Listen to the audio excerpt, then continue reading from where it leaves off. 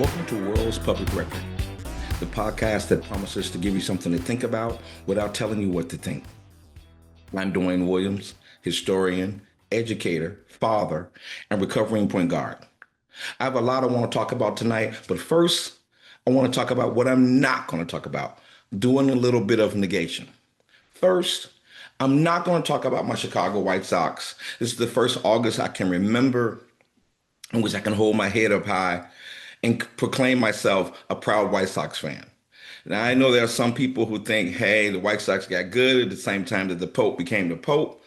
I'm not getting into that. I will say this. I would love to have one of those Pope caps they gave out at Comiskey Park, don't call it Comiskey Park, I think last week.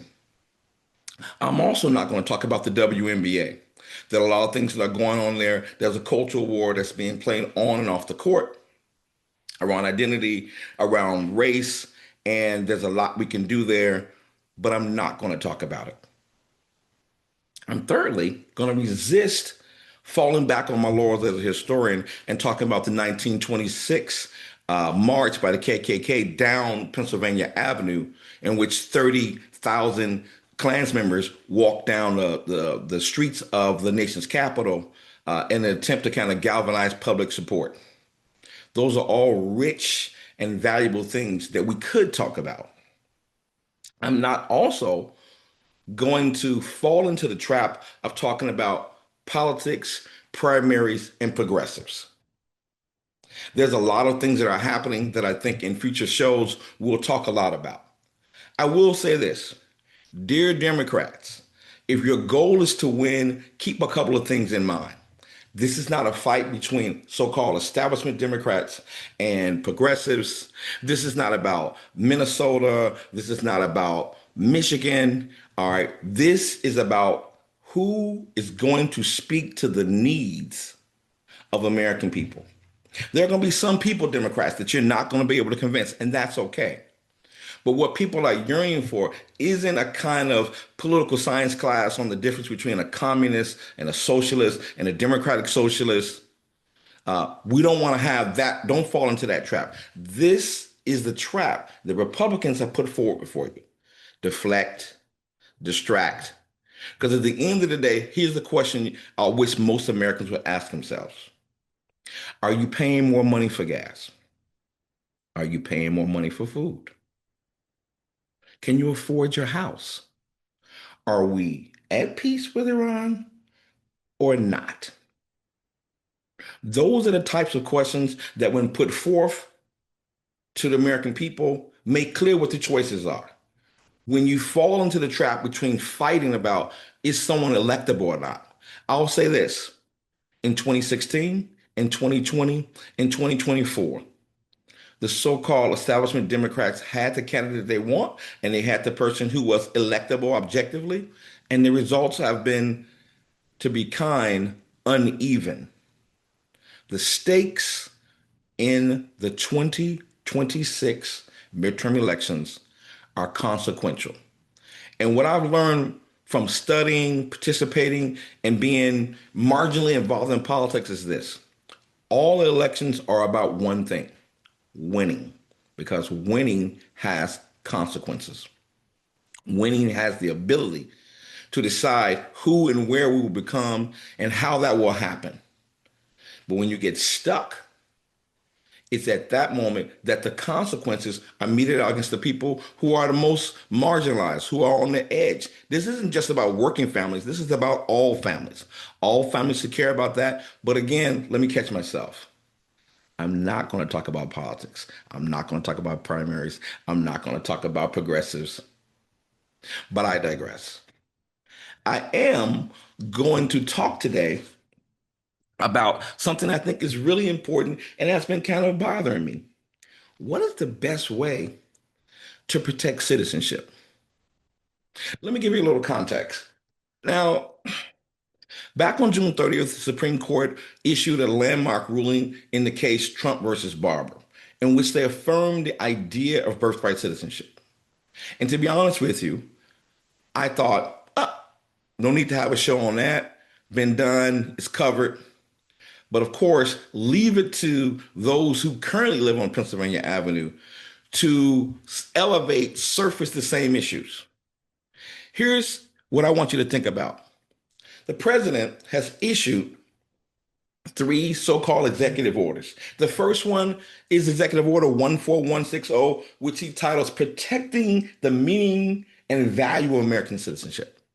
That particular executive order is the order that was the focus of the Trump versus Barber case. And again, as I said, birthright citizenship was affirmed, and we should have been finished with it, hands clean. And then last week, he, of course, couldn't resist. What did he do? He issued two more executive orders that were related to citizenship. The second one, aptly called Continuing to Protect the Meaning and Value of American Citizenship, Executive Order 14418. And he follows that up with Executive Order 14419 about ending birth tourism. Let me be very clear. The latter one, birth tourism, it's already legal, so I'm not sure what that motivation was about. But what caught my eye was this. The president still feels a great need to protect some Americans from some things and leave other Americans vulnerable to other things. And that troubled me. Then I thought to myself, how should I go about addressing this issue? Should I really go down this rabbit hole? And I said yes. Before we get started, I want to add a couple more things. First, I want to talk about the idea that people resist by telling their stories. They tell their stories, as Bell Hooks would say, to make meaning of the world that they're in, the world that they face, and the world that they want to make. I love that about Bell Hooks, the ability to kind of give us a way to put our heads around something that's crazy that's happening in the world. Secondly, I want to introduce a concept to you that I often talk to my students about, history haiku. What is history haiku? Now, this is not English class. A classic haiku is 17 syllables. Okay, 3 lines, 17 syllables. Hey, talk to your English teacher about that. This is not that kind of history. It's not that kind of haiku. History haiku is very different. I thought about it this way. What's the easiest way, the shortest way to explain a concept? All right, here's a bit of history haiku, 9/11. When I say 9/11, it evokes all kinds of ideas. It's a way of explaining terrorism. It's a way of explaining surveillance technology or surveillance state. You can go a lot of ways with 9/11. It's not that haiku that I want. The history haiku I want you to take away from today's show is this. The 14th Amendment is always the 14th Amendment. And that the best way to protect the citizenship is with the 14th Amendment. That's what I want you to be thinking about. So the context is, on the one hand, executive orders about protecting American citizenship or restoring American citizenship. But in reality, here's the thing. We already have the protections built in. Let me step back. Last year, I spent a full school year talking with young people about the meaning, value, and possibility of American citizenship.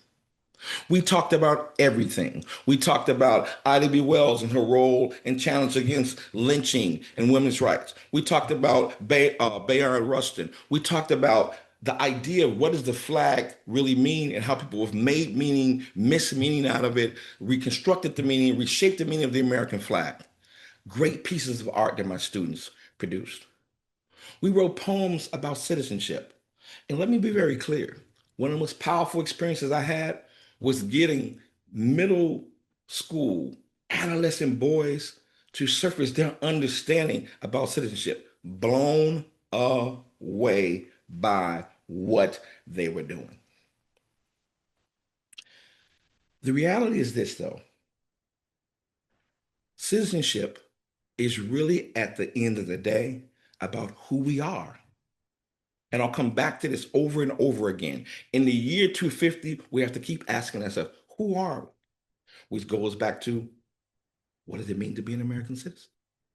How do we do that?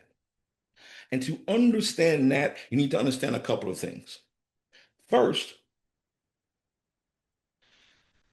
we have to understand why citizenship becomes so important. We need to understand why young people should know it, why they should care about it, And again, back to this question of how do we protect it? And I'll go back to this. When I was teaching my students about citizenship, we did two things that became really important.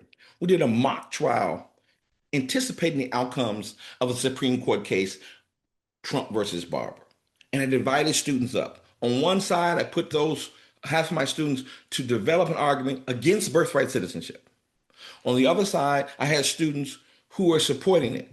And there was a massive, massive argument debate. I don't want that. Hey, Dwayne, I don't want to be on the side of Trump. And I said, no, we have to make the case for and against. That's how we surface, highlight, underscore the value of citizenship. All right. We don't want to have an echo chamber. We want to reinforce that there's a valid reason why citizenship is important. And I'm going to tell you this. We went through that process and students learned a lot about themselves. They learned a lot about what it means to be an American. They were reminded of things they learned about citizenship.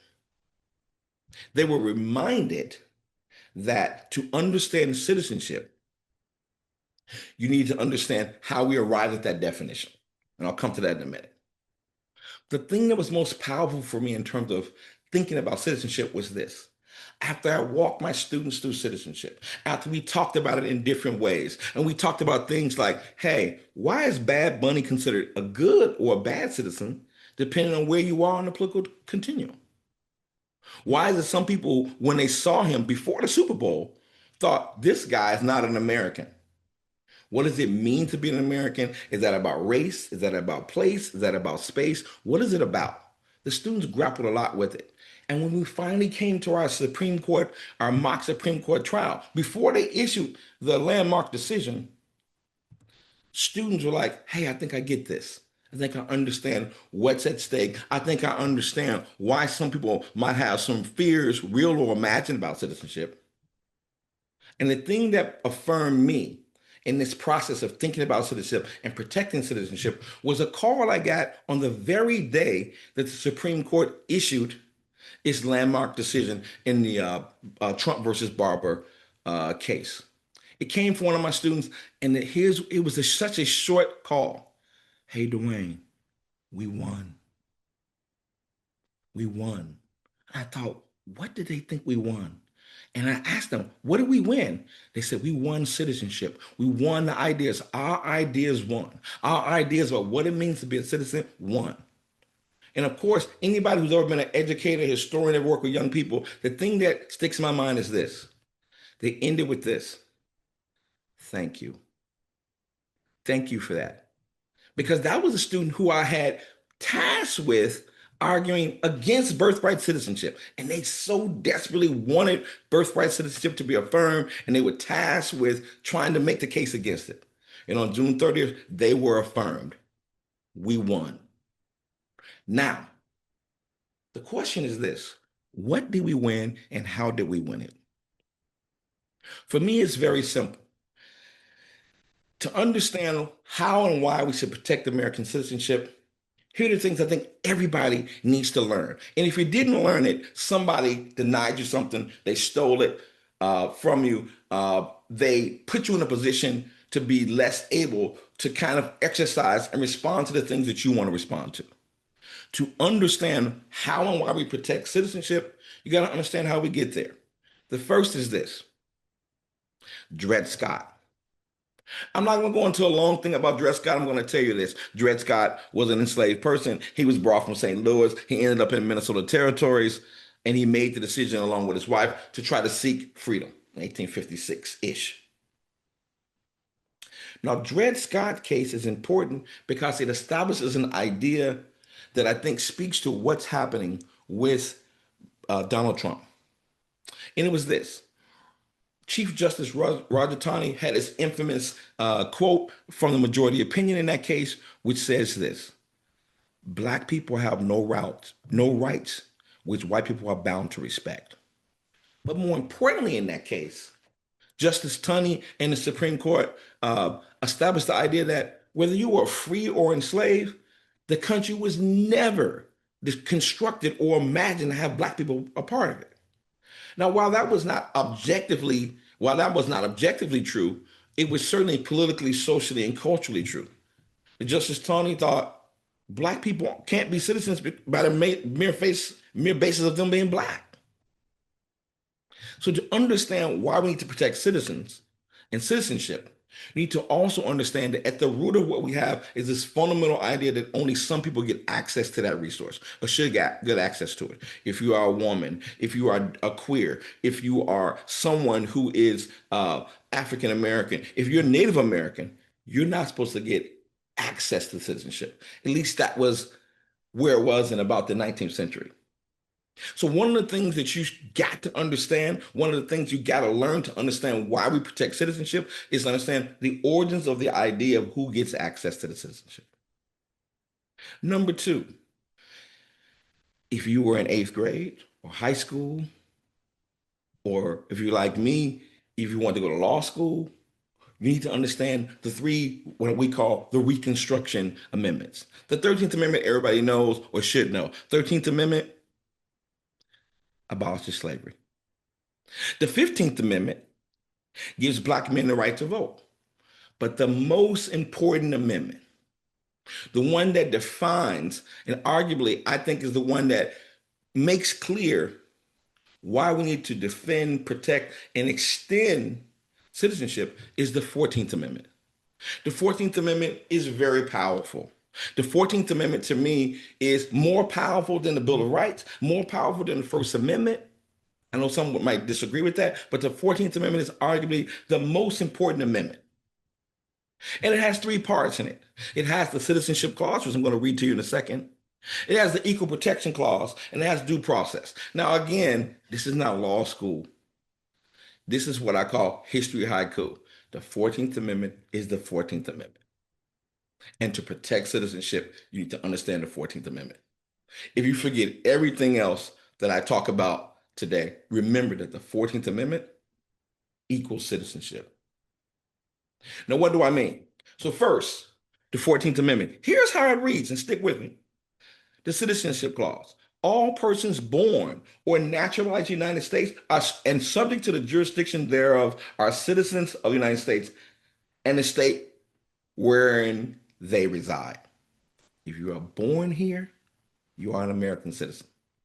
Again, if there was any question about that, Trump versus Barber seemingly put that to rest. Come back to that in a minute. All persons born or naturalized in the United States. The 13th Amendment abolishes slavery. 15th Amendment gives black men the right to vote. But the 14th Amendment, for the first time, establishes the idea and the definition of citizenship. Hey, Dwayne, why is that important? Here's the deal. If you can establish the definition of citizenship, you can establish a definition of who gets access to the rights and privileges that come with citizenship. Voting. You can get the right access to who gets access to education. So the 14th Amendment sets us up for a discussion about who gets access to the resources, who has the legitimate access to it. It's the reason I know that that Donald Trump and his followers and supporters really are worried about citizenship. And the thing I like about the 14th Amendment is that it has those two other parts that most people don't talk about. So there's a definition. If you're born here, you have a right, a birthright, right? If you're born on this soil, you have a birthright. But the reality is something like this.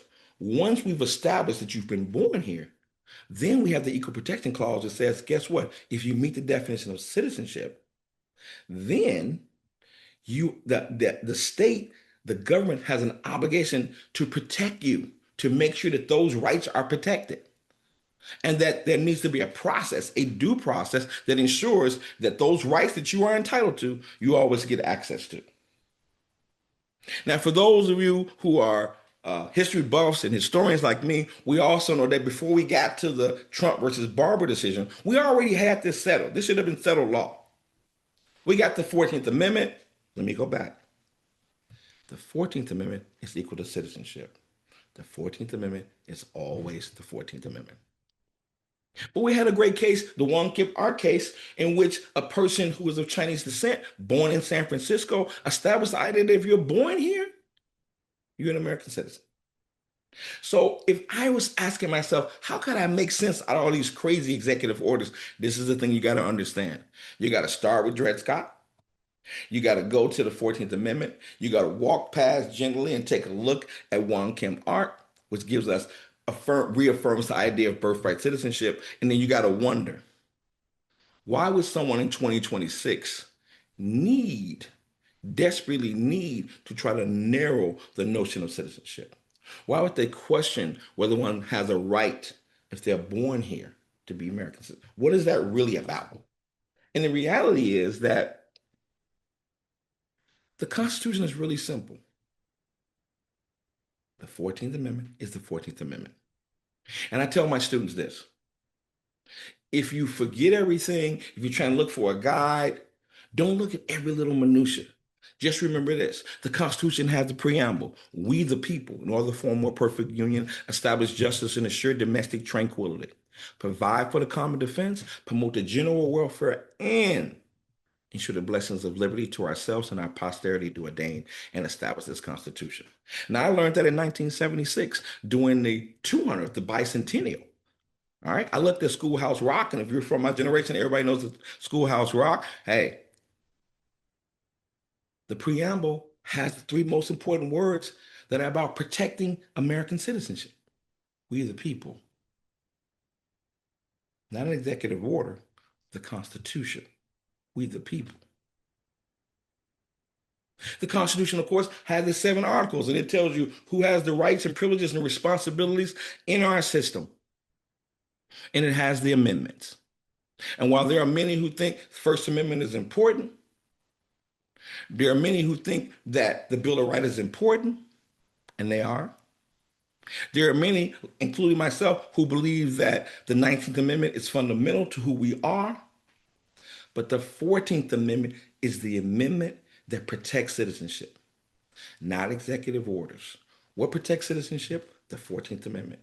What did I say? The 14th Amendment is always the 14th Amendment.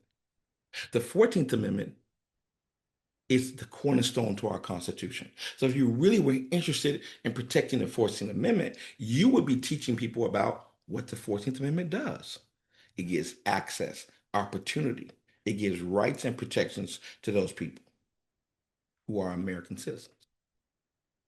It's that simple. Now, you may be asking yourself, why is the president and why should I care about the 14th Amendment? Hey, Duane, I didn't pay attention in social studies class. I don't remember the 14th Amendment from the 13th Amendment from the 24th Amendment. I don't know what these amendments mean. Why does it matter?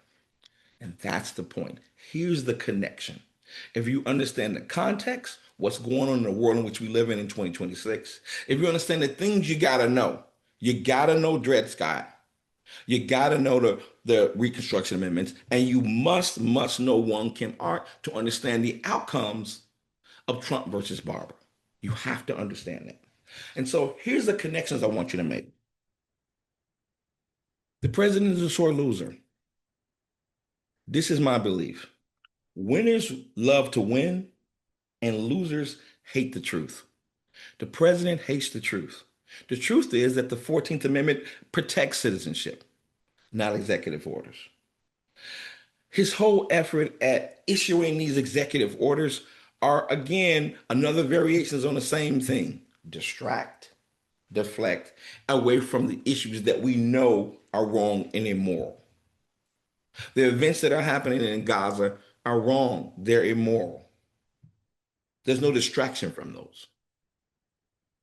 And the reality is this: no matter how many executive orders that you offer, no matter how many pronouncements and proclamations that you make, the truth is still the truth. The 14th Amendment is still the 14th Amendment. The reality is this: that the 14th Amendment is the protection that we need, not executive orders. The president does not need to get into defining citizenship, but that doesn't mean that the value of citizenship isn't worth protecting. Edicts, proclamations, pronouncements can't get around the truth. Gas prices are up. Food prices are up. We have a real crisis around data centers and the ability of big tech to gobble up the resources in society. We have a real climate crisis. Those things are truths. But the world is not flat. The world is round. The 14th Amendment is always the 14th Amendment. The Constitution protects citizenship, not the president. The reality is that the president does not protect, cannot protect American citizenship.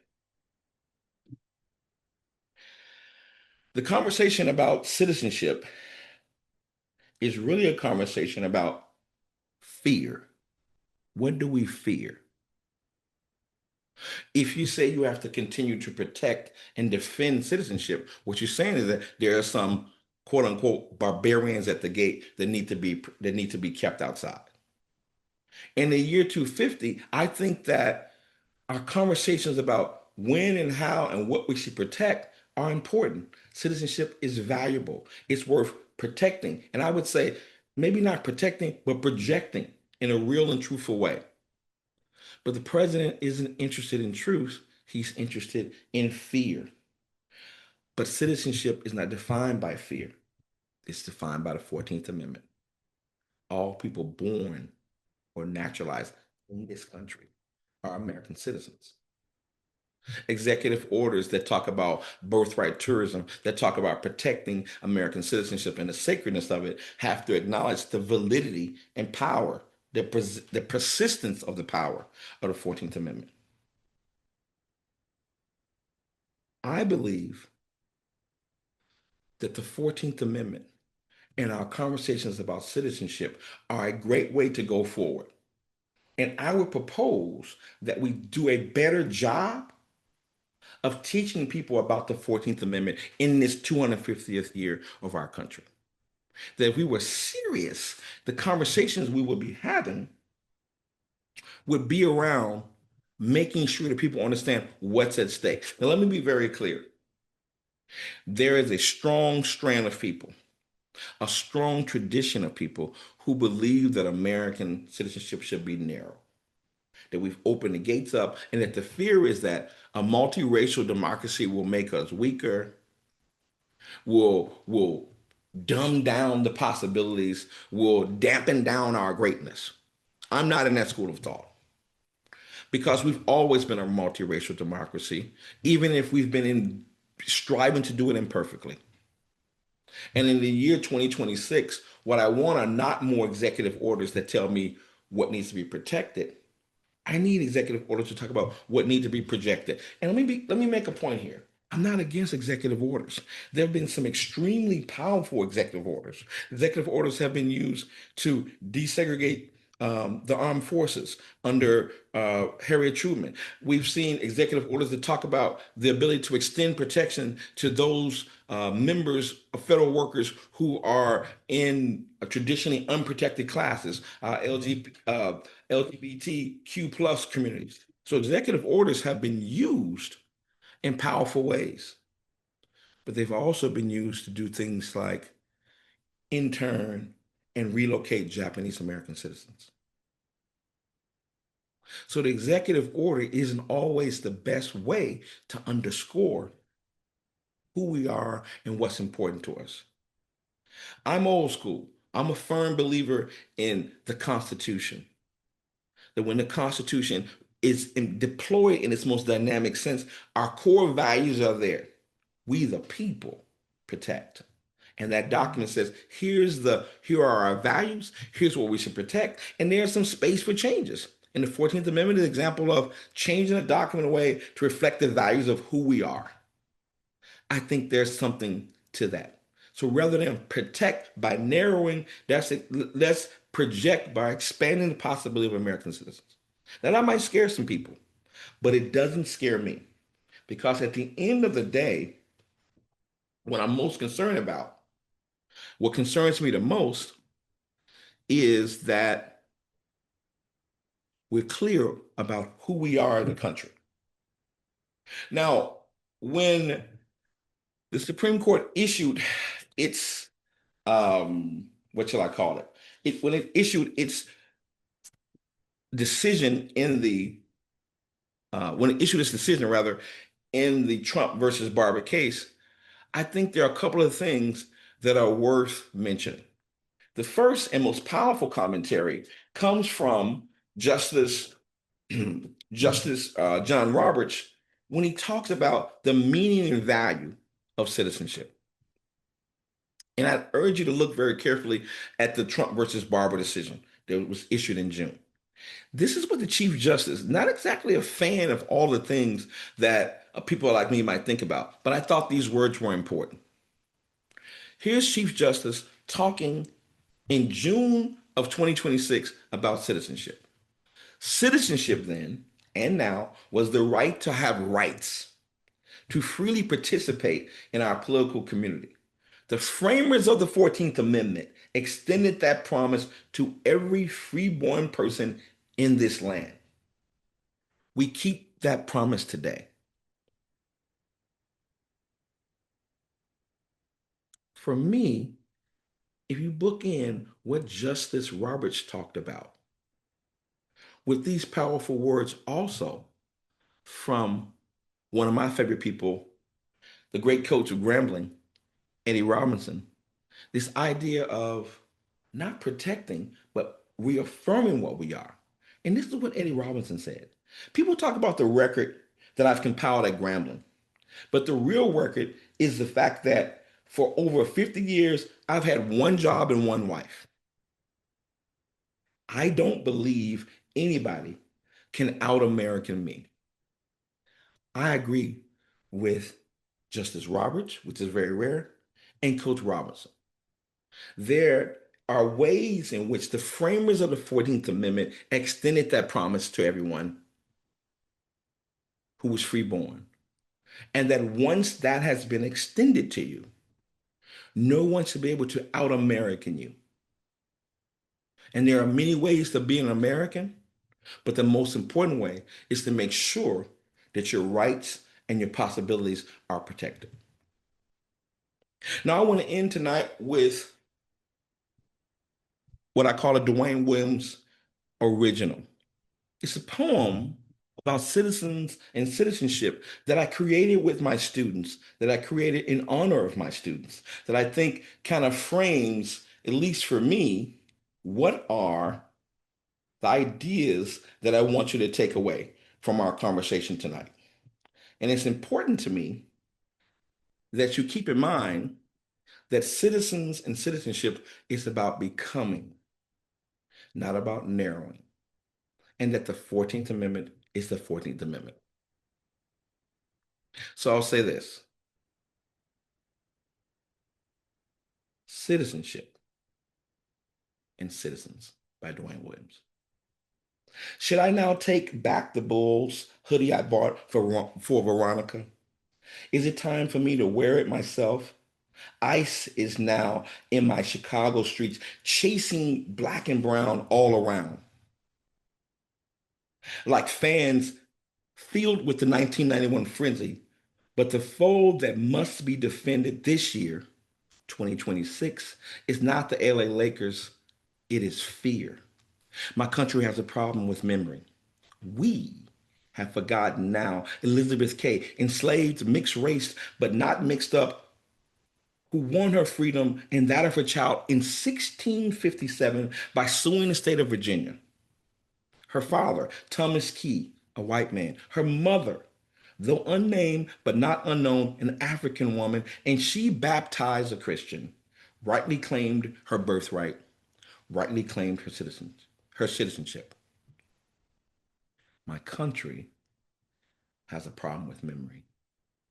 And now my faithful eighth graders don't even know who Tamir Rice was, can't comprehend today why they, in this post-COVID world, should still speak the names of Breonna Taylor, George Floyd.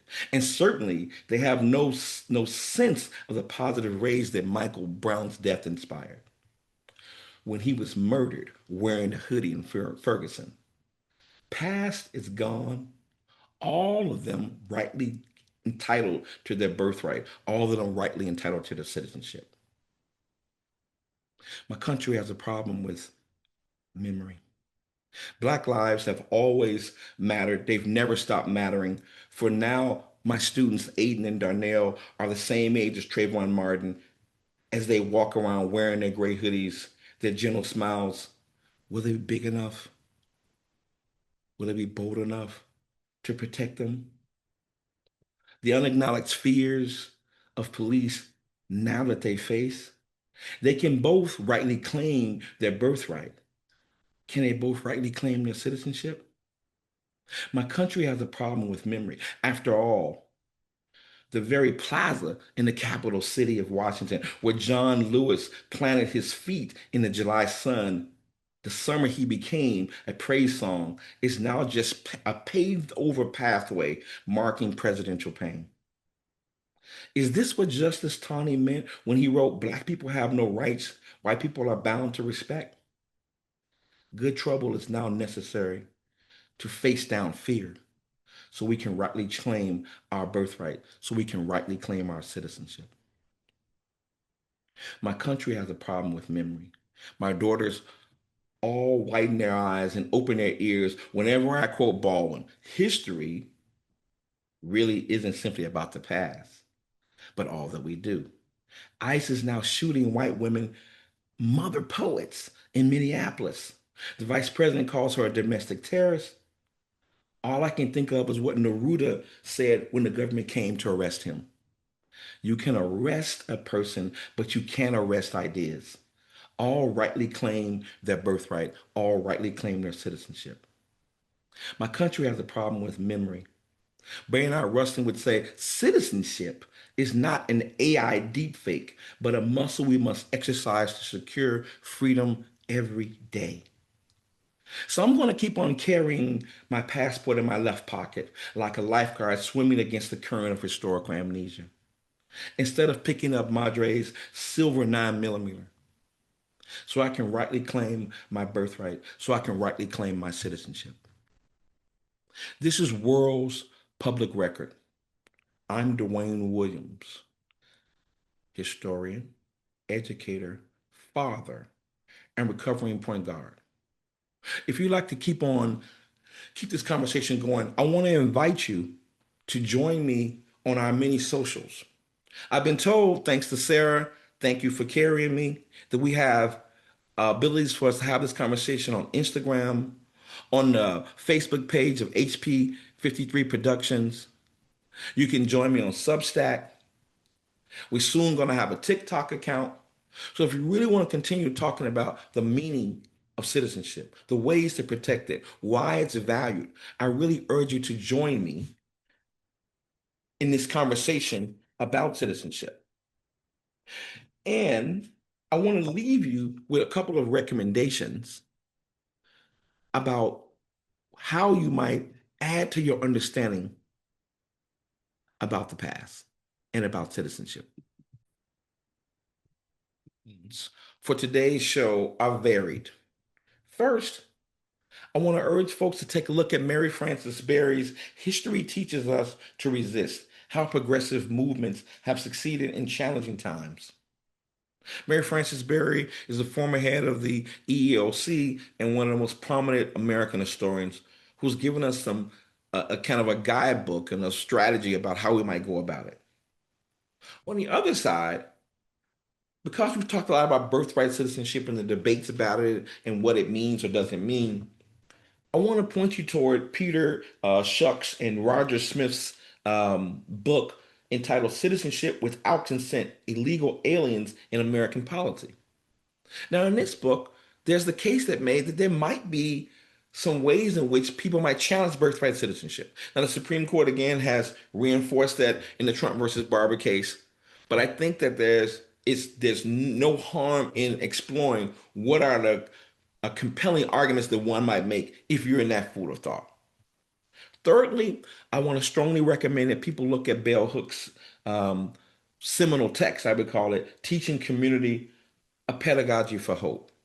In this year 250, I think it's really important that we have a conversation about not just the weight of our country, but the possibilities of it. And Bell Hooks has has an amazing way to me of giving us something to think about that we need to act on. So it's not about being tantalizing, it's about really confronting the ideas about why, when you're in a community, you should always be approaching those relationships with hope. And then finally, because my friends keep making fun of me, saying that secretly I want to leave, I want to leave my life as a historian and become a musician. I do want to be done. I do want to be Miles Davis. I do want to play the trumpet. I'm not going to play the trumpet. Can't do it.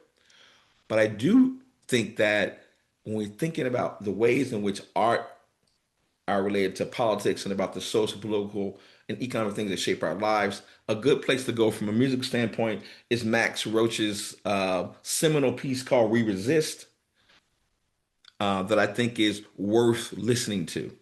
Max Roach, who, again, another person who recently we celebrated their 100th centennial, is one of those jazz musicians who's doing more than playing music and realizing that music, like all forms of art, are a meditation on life and about how we want to make meaning out of life.